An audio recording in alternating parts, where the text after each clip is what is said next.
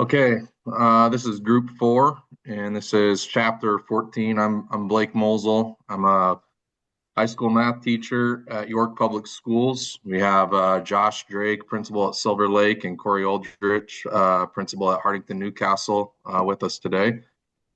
And we're going to start off with reduction in force.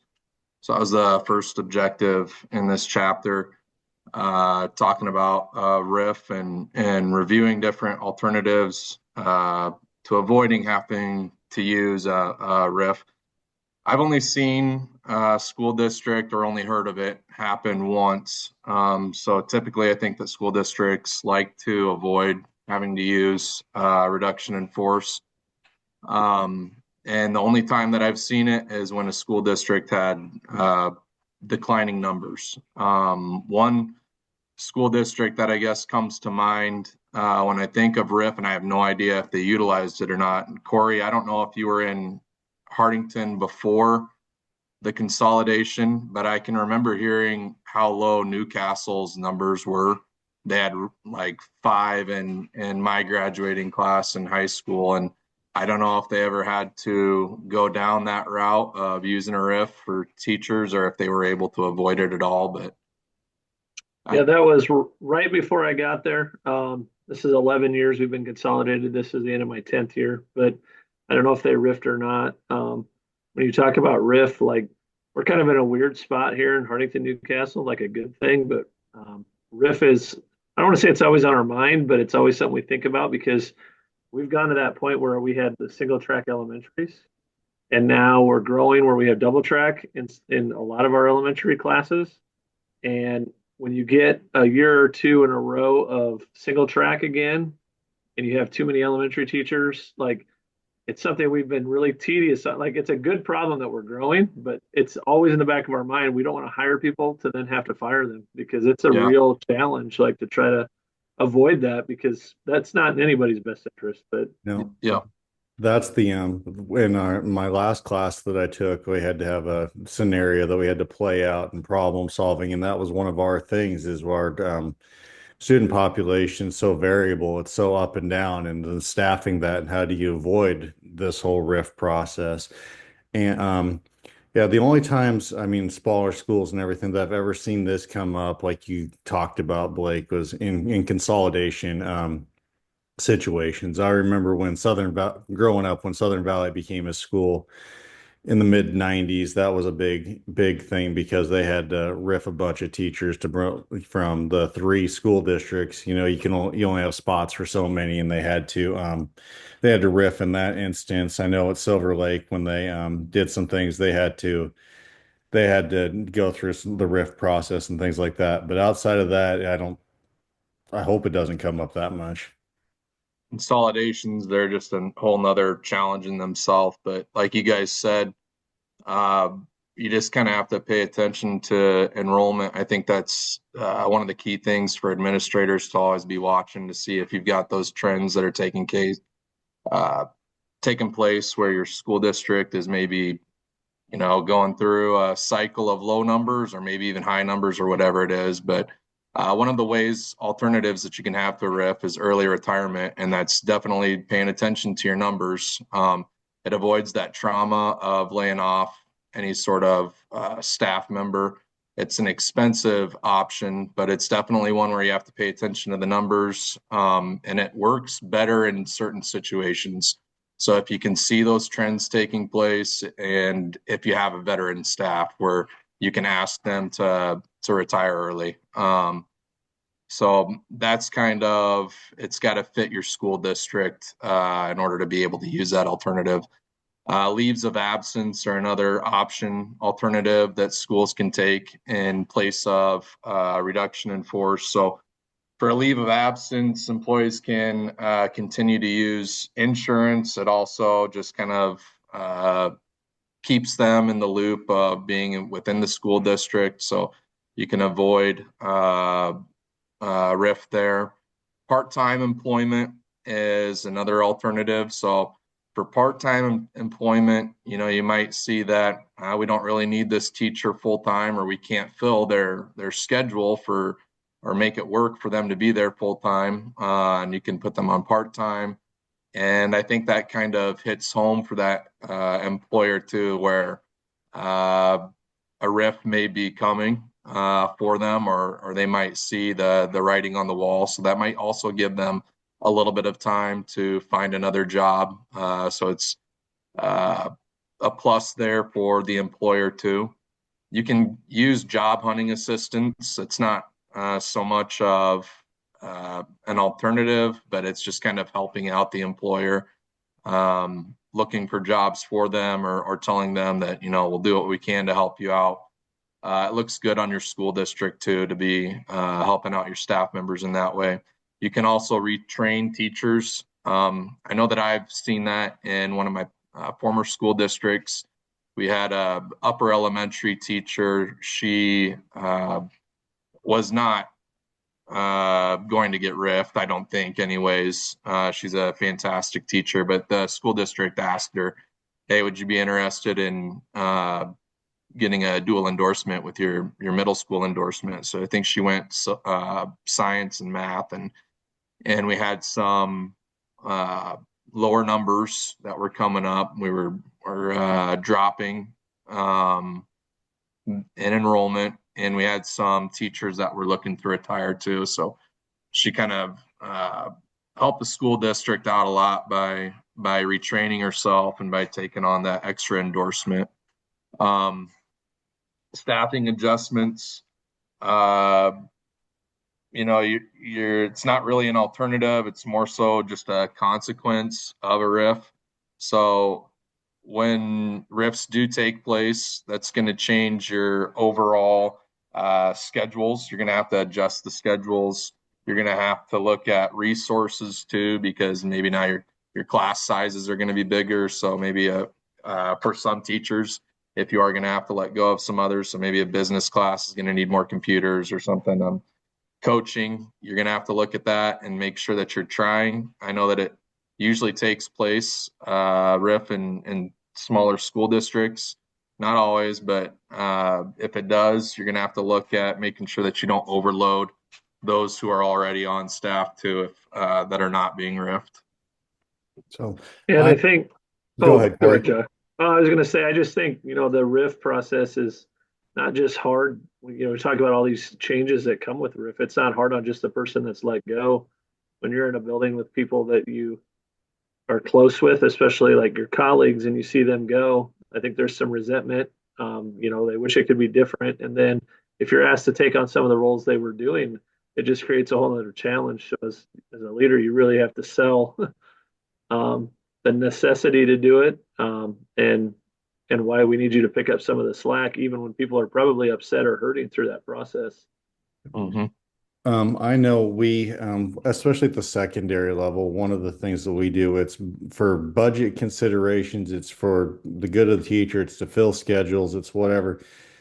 We have a number of teachers. I mean, I'm talking more than two or three that are on 7/8 contracts. It's just because, hey, I can't, you know, I'm driving from an hour and a half away. I can't be there by first period. I still need to have a plan period. So they build it that way, or it's at the end of the day or something like that, and do that to try to do some things, and then it helps like financially, so we're able to have more math teachers and things like that because we're paying partial contracts as opposed to full timers. The one thing I go back to is early retirement. Do you guys know, do your districts have early retirement policies? Like ours, I know will pay out if you've been here for 15 years, then and you're eligible, obviously, Rule 85 eligible, and been here for 15 years, then we'll offer you an early retirement incentive. Do your districts have things like that?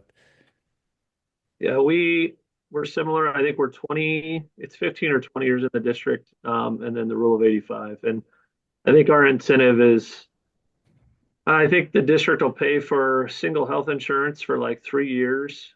So those people that may be retiring before they hit Medicaid, try to help pay for that. I want to say that it's something to that effect. Yeah, we have a flat rate that we pay. I mean, it's X amount of dollars over a 4-year period, which is basically enough to cover your health insurance kind of deal. So, I mean, I don't know. I mean, I in the when it was put into place, it was during the consolidation, which was during the RIF process and all that kind of stuff, and trying to do things. But now with everything, cost of insurance, nobody we got, which is good, I guess. We got teachers that just keep sticking around and sticking around. I'm not sure what York has, but I know a former school district is very similar to what you have in place. And then my mom is getting to that retirement age, so I hear a lot about, what to do now to prepare for retirement. Um, but she has talked about that early retirement stuff too, and it's very similar to what you guys talked about. Rights for employees for reduction in force, seniority rules, typically. So the longer you've been in a school district, the safer you typically are. That doesn't always mean that you are exempt from being riffed, but usually the more time you spend in a district, the safer you are. If you are going to be riffed, the school district would have to have a pretty good case put in place in order to be able to riff you. It might be because you don't have any coaching or sponsorships, and maybe a teacher with less years does. They're involved in more activities or sponsorships. Um, Educators are given the right of an advanced written notice. So some states it can be 30 days, it can be 60 days, it can be even 90. In Nebraska, you have to be notified in writing before April 15th of that prior year that you're going to be riffed, and that's what we have in place here. You are having the right of a reasonable explanation. So doesn't just mean that you need an explanation as to why you're being riffed. Maybe you can already see its numbers or budget or whatever in place, but it can also give you access to the seniority list. So you can see like where you were on that list, why you were the one that was chosen, or if a school district has like a ranking criteria, it can give you access to that list. Teachers are given the right to due process. So if you don't think that it was handled correctly or was unfair, then you can take it to the next level. Usually that's just used for tenured teachers though. You have the right to a recall or reinstatement. And the one teacher that I've been around that was riffed, she was actually given the opportunity to go back to her former school district. It can be anywhere from 1 to 3 years, depending on the state. In Nebraska, it's 24 months. And she was recalled and she did not go back to that school district. She stayed in the school district that I was teaching at that time. So you can be put on a list and given that 2 years to be recalled. It doesn't mean that you have to go back to that school district, though. You can waive that opportunity if you've already found different employment. And then teachers have anti-discrimination protections. So layoffs are based on age, race, gender, disability, pregnancy, union activity, or taking protected leave. Those are all illegal. So can't be based off of those. All right, I have objective three. We're going to look at some employee misconduct, and not necessarily the most fun topic and hard to decide things you can or can't share in a situation like that. But it is something that, as an administrator, I've had to deal with. So it is kind of a comfort zone at the same time. It is one of the more practical sections we'll talk about, just because the book lays it out pretty clear. If you have people breaking policy, acting unprofessionally, the one thing you can't do as a school leader is react emotionally. You just have to follow a process, because with the time you don't follow the process, you're going to find you misstep, you assume, you do something that is not, I guess, the right path. So those in human resources, you've got to know board policy, you got to know state law, you have to know contract provisions, to make sure whatever path you want to go down, you follow the correct standard for a potential dismissal. Because if you mess up along the way, if that's the step you get to, it could just violate everything you're doing. The one thing I thought that was really impressive that sometimes I don't even think about as an administrator is that really our goal for discipline, the word discipline, It shouldn't be any different than when we think about our students' discipline. We should be looking to help teach a lesson and prevent a further violation. We really, discipline, I think people think like, oh, they're going to be in whatever trouble means. It's really like, hey, this isn't okay. Let's learn from it and move on. I think with adults, sometimes you just assume they should know better, but there are things I think that happen that are genuinely not intentional that you just need to sit down and have that conversation with and say, hey, we got to correct this. Did you know this is why this isn't okay? And I also think, the current teacher shortage we're in, it doesn't lend right now as an administrator, we don't have the ability to just get rid of people who are making mistakes. Um, we have some decisions on how you can maybe teach lessons in that, but you really have to try to keep people and try to help them move forward to something you want to see because it's not easy to just say, well, math teacher, we don't want you to be here because of these mistakes. It's hard to find a math teacher. So I think discipline is a little different now, even than it was maybe 20 or 30 years ago, because we're using discipline to try to teach and not maybe punish. There are those things that are obvious we have to punish, but you can go to the next one, Josh. So the text talks about three levels of misconduct, and these are pretty straightforward. The level one misconduct are those things that are inappropriate, poor judgment. You're showing up to work late, maybe you don't show up at all, you sleep in, you don't let anybody know. You don't turn in student attendance every day. So people have to hunt that down. You don't turn in your lunch counts. You don't go to staff meetings. Those are kind of the lowest level of offense that you could have in terms of employee misconduct. Your middle level is more serious. On the left there, Montana state law actually has 8 items that you can get a letter of reprimand written for. We'll talk about letter of reprimands here in a minute, but those middle level offenses are things like maybe you're using inappropriate language around students or parents, colleagues, swearing, or maybe just innuendos that aren't appropriate. Maybe you leave during the day without signing out. One of the big ones around here when I was reading the book, fundraising without getting approval in advance. That's a big deal here. We live in a community with a Catholic school, and I actually taught there. I have no ill will towards our Catholic school. It's a good school, but the number of fundraising activities that happen in our community is absolutely crazy. And so when we talk to teachers and sponsors about fundraising, it all has to come to the office first because the one thing we don't want to do is overwhelm our community because that happens a lot already. It's just the nature of the way those private schools operate. Um, your next level, then, your level 3 conduct is the serious offenses. You can think of a number of things that could lead to termination. Maybe you commit felony, you steal from the school, whether that be equipment or money. If you're drinking while you're on the job, or inappropriate relationships with students. So those are kind of the 3 levels of misconduct they talked about. The next slide then is kind of the discipline for how you might handle employee misconduct.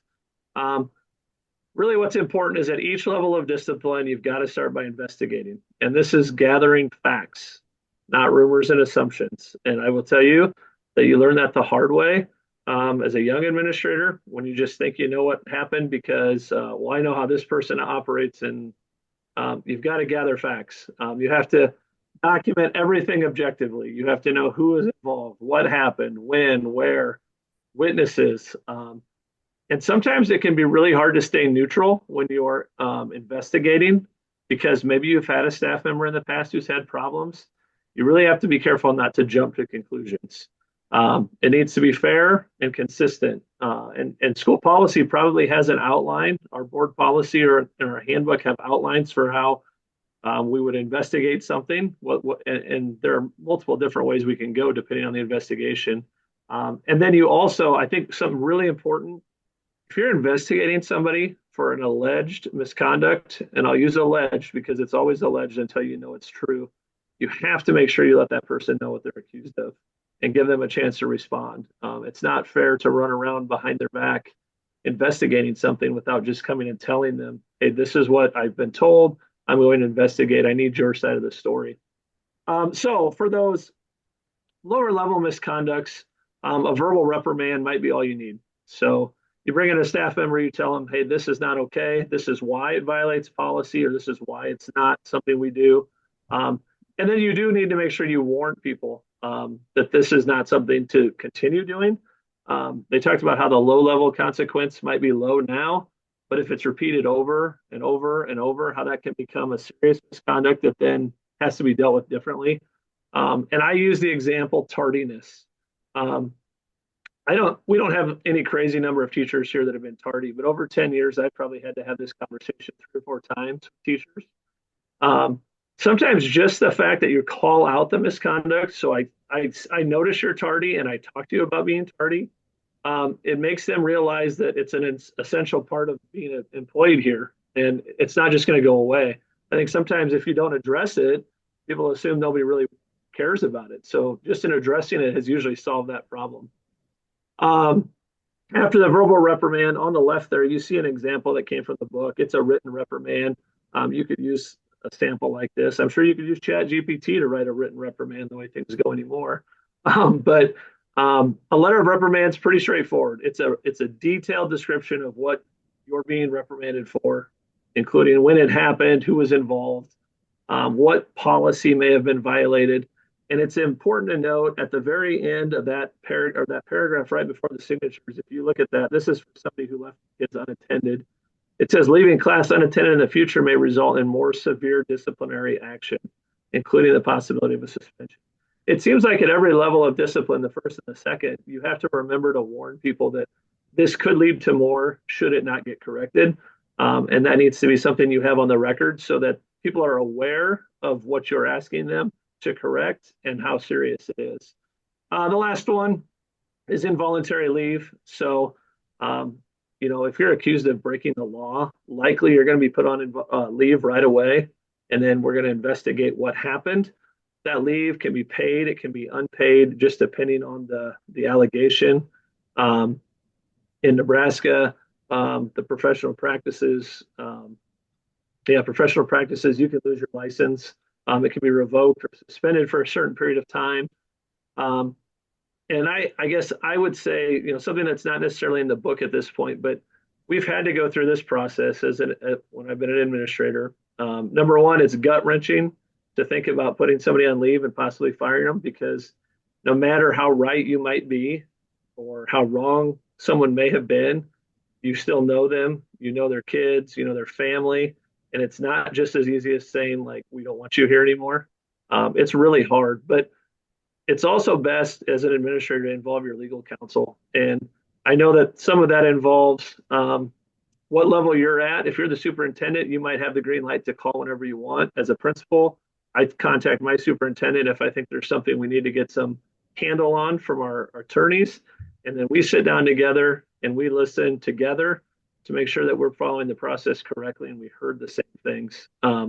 So you just don't want to have missteps in something that should be fairly straightforward. But process is a huge thing when it comes to discipline. Yep.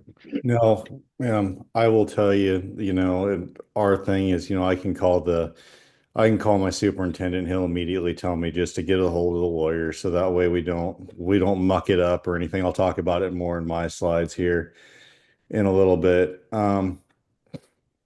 We're, yeah, I've got a form letter basically for a process for writing a written reprimand that comes from our attorneys. That way it's idiot proof. So even I can't screw it up. I mean, there's ways to write these things and document these things. And unfortunately, like you said, the involuntary leave thing, I've been through it too. And I mean, like you said, it's gut wrenching. I mean, these are human beings. I mean, they had actions and there are consequences to those actions and everything too. But I mean, them on a personal level, and sometimes it can make things hard and extremely uncomfortable. Right. Absolutely. The fourth objective, talking about those really unfortunate things, if you do have to use dismissal or non-renewal. I think it's important to note the difference between the two. I mean, it may be fairly straightforward, but dismissal is usually something that happens maybe mid-contract. You have a serious issue, misconduct or incompetence. The non-renewal is at the end of a contract. You may use it for a broader reason, maybe poor performance. You're not bringing that person back. Budget cuts, program changes, some of the things Blake talked about. You may get The RIF process is kind of a non-renewal. We just can't bring you back because we can't afford it or we don't have the kids for it. In either case, it's really key that you document and you document and you document. If an administrator wants to non-renew or dismiss someone, they really need to have a strong record that shows they were unsatisfactory in their performance, their behavior. We don't have the ability to just say, you're not a good fit. We don't think it's working out, and we send them on their way. That's not how it works. If you want to avoid lawsuits in your district, you really have to follow policy. And Blake, you talked about making sure employees get due process. You need to give them written notice. You need to give them time to improve and then an opportunity for a hearing. Some of the most work I've ever had to do as an administrator is write an improvement plan for a teacher. And then work through that improvement plan. It's important to do it because my goal when I write an improvement plan is to keep the person. But ultimately, that improvement plan will help you decide whether or not that person's going to stay on or not, because there's a lot on their plate to try to work through. You can go to the next slide there, Josh. When you're thinking about this process, the text talks about having a sound selection and evaluation process to help you avoid the necessity to dismiss. Obviously, if you can pick the right people to bring into your building, you can evaluate, maybe use mentors, professional development, everything you can do as an administrator to make teachers better helps you avoid this process, because this is my least favorite process to have to go through as an administrator. It's putting in time with teachers early to make sure that the result you want comes of it. School boards ultimately will have the final review for recommendations of dismissal and decide if that action is warranted. And they may also be the ones that hear the appeals from teachers. Fortunately, we've never had that happen where we've had somebody let go or asked to go, and we've had to go before the board and present case. I actually feel like I'll give a spin for the NSEA here. I encourage our teachers to join the NSEA. I join it myself, but in the very, very few cases we've had teachers we've worked through this process with, the NSEA has been our biggest ally in looking at the things that we have for evidence and trying to save face for teachers in moments that, this isn't the fight you want to fight, because a public hearing before the board is one of the worst things I could ever imagine happening as an administrator, because I think you just get into the mud and people want to throw out things that aren't good for anybody, either side. So NSEA does a really good job of helping counsel teachers. Teachers, though, you're seeing more and more of this. The text talked about teachers don't feel like if they are asked to leave that they're going to get a fair shake going before the board. A lot of people feel like the board and administrators work so closely together that they possibly couldn't have a fair opportunity. So you're actually seeing some states where boards of education are not given the ability to make the determination on whether or not somebody should be fired. They're actually giving it to like neutral parties to come in and sit and be that hearing officer or a hearing board. So they feel like they get a fair shake when it comes to appealing. If you get asked to leave for immoral or unprofessional reasons, let her be there. As an administrator, you have to show that the behavior of teachers had adverse effects on students or other teachers. And the hard part about this, they talk about this, there isn't an absolute standard on how you judge this. There's no black and white. So you have to look at factors like age. How old is this teacher? Should they, I don't want to say should they have known better, but that's kind of the way I thought of that when I heard age. The student grade level, if you're talking about swearing or cursing, obviously immoral, probably hits harder if you're a kindergarten teacher than if you accidentally use a word in front of a group of seniors. So that matters. The motive for why you behave that way. And then one of the big things for immoral behavior is it likely to be repeated? Those are the issues you have to try to navigate through when there's no clear standard, is how do those factors come into whether or not we think this is someone we should keep or not. Insubordination is really straightforward. Insubordination is I'm not going to do my job and I'm not following the rules. We talked about failure to perform duties, like extra duties can be a reason that you lose your teaching position. It did talk, though, that if you are assigned a position that you don't have the competence to complete to begin with, that is something that is a little bit trickier, because I can't ask my science teacher to go be the, I don't know, the music, go direct the band if they have no idea what they're doing, and then I fire them because the band is terrible. Like that's not fair, and that would never hold up in a court. So I mean, you have to be smart about those things. And obviously, if you're in that situation, you're probably doing everything you can to work with that person because they're helping you out.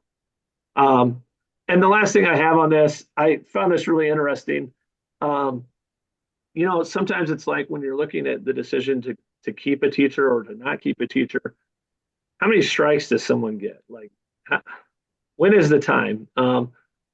They did talk about in the text that one single act of insubordination could be enough to be dismissed, and that seems really harsh. They brought up a case where a teacher in Kansas had asked for leave in advance of a certain date, and he had been denied that leave. On the day that leave then had been denied, his wife called in and told the school that he was too ill to come.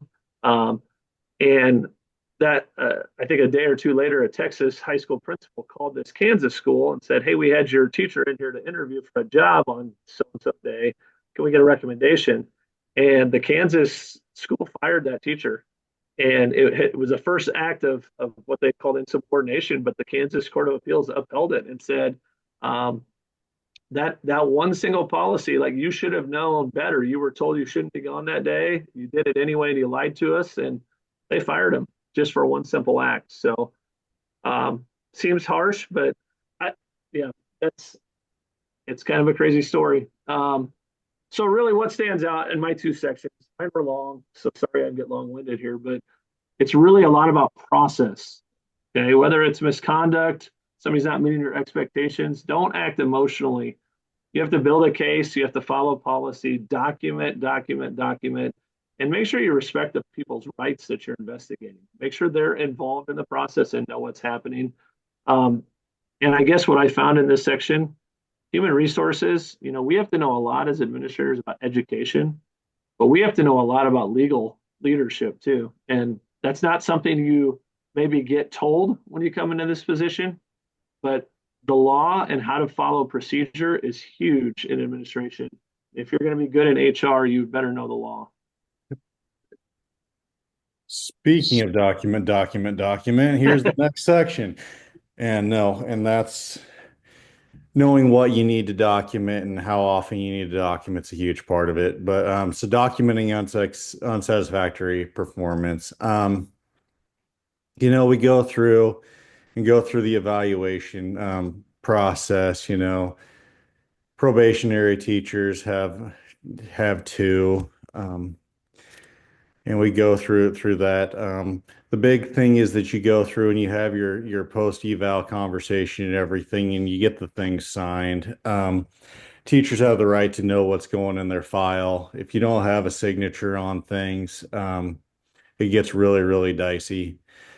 If you need to dismiss a teacher or do things like that, you don't have an eval signed, things like that, the case is going to get kicked out. They have the right to know what's going in their file. I mean, that's why we had the reprimand form before. I mean, it's simply stated this is acknowledgement of receipt. It doesn't mean that you have to agree with everything that's in there, but you have the right to respond, and that's the way. I mean, things go on evaluation forms too. It's just, hey, I got it. I signed it. I don't necessarily agree with it. I can respond to it. Uh, Go ahead. Josh, sorry to jump in on you. I just had an immediate thought back to COVID. We were when we hit COVID, I had a few teachers that I had not been in to see. And I don't know if you had any of that happen. Our school lawyer advised us that they sent us a document that basically said we were unable to perform an evaluation. We got a teacher signature on it, and said we would do it again next year. But it was almost like, you're talking no signature is risky. I hated the idea of not even having an evaluation on Yep. hand. But yeah, No. And I mean, that's the thing. I mean, you gotta go in and, I mean, it's just I don't want to say that I strategically plan my evals because to when I know I'm going to be able to get things done right away, but some of them are planned and I've never had to. I mean, I've got really good teachers and I don't think we'll have to ever go down this road because like we talked about staff selection and all that kind of stuff went through it. But yeah, just being prepared. Dealing with parent complaints. You go and you can sit down and you can meet with just the parent and the teacher can meet with the parent. You can have a group meeting. You can do all sorts of things, but any agreement you reach needs to be documented in a memorandum for the teacher, and then the parents need to be notified of what's going on with the thing. And then again, you make sure you document everything that's going on. If something needs to be placed in the teacher's file, you make sure it gets put there and you do things in the right steps and you keep the teacher in the loop, like Corey talked about so much. Making sure everybody knows what's going on. If things need to be investigated, you make sure they go. Um, Here's something that I know we've run into.